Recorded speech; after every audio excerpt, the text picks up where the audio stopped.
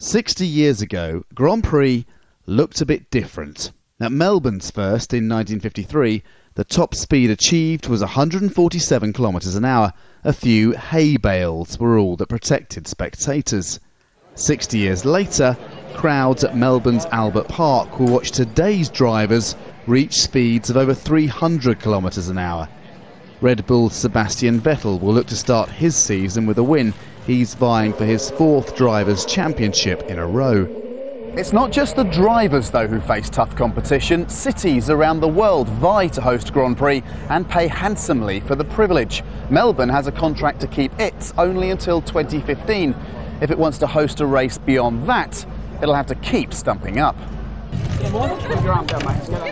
Already, the city pays more than $30 million a year to Bernie Ecclestone's Formula One company for rights to the race. Flying in and out the race's infrastructure push costs even higher.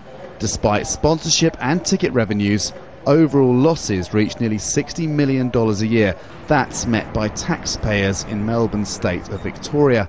It's a price organisers say that's well worth it.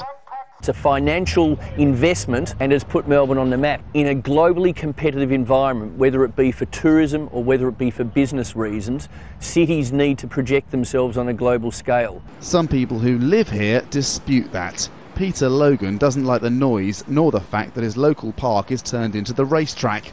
But most of all, he thinks it's a colossal waste of public money.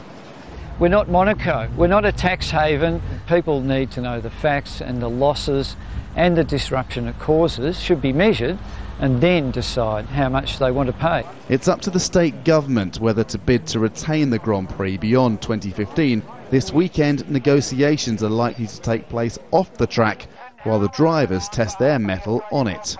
60 years of heritage means little when it comes to the hard-nosed business of today's Grand Prix. Andrew Thomas, Al Jazeera, Melbourne.